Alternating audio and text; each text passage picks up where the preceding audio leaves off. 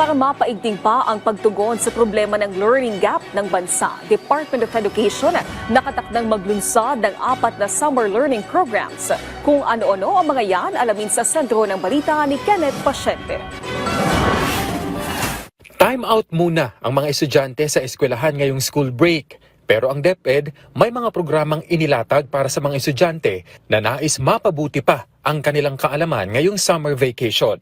Yan ay sa pamamagitan ng iba't ibang summer programs ng kagawaran na naglalayong palakasin pa ang foundational skills ng mga mag-aaral. Sa naturang programa, ilulunsad ng DepEd ang Bawat Bata Makabasa program para sa reading proficiency ng mga estudyanteng nasa grades 1 hanggang 3 sa Region 9. Kasama rin dito ang nutrition at vision screening, gayon din ang pagpapabuti pa ng kakayahan ng mga guro. Ipatutupad naman ang remediation program sa grade 3 learners na kabilang sa may mababang grado sa Comprehensive Rapid Literacy Assessment.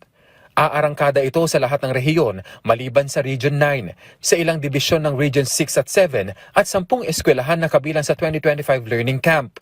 Isasagawa naman ang Summer Academic Remedial Program para sa grades 4 hanggang 12 na bumagsak sa 1 hanggang 2 subject sa nakaraang school year.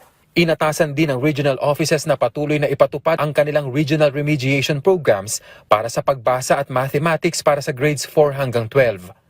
Habang ipatutupad pa rin ng DepEd ang learning camp sa loob ng 4 na linggo sa mga lugar kung saan ipinatupad ang pilot implementation ng matatag curriculum. Giit ng DepEd, hakbang lamang ito para mas mapataas pa ang antas ng kaalaman at kakayahan ng mga estudyante, batay na rin sa direktiba ni Pangulong Ferdinand R. Marcos Jr. Tiniyak naman ng DepEd na mabibigyan ng insentibo ang mga guro na makikilahok sa summer programs. Kabilang na riyan ang vacation service credits at professional recognition. Pagkilala raw ito ng kagawaran sa dedikasyon ng mga guro na handang ibahagi ang kanilang kahusayan ngayong summer break. Kenneth Pasyente, para sa Pambansang TV, sa Bagong Pilipinas.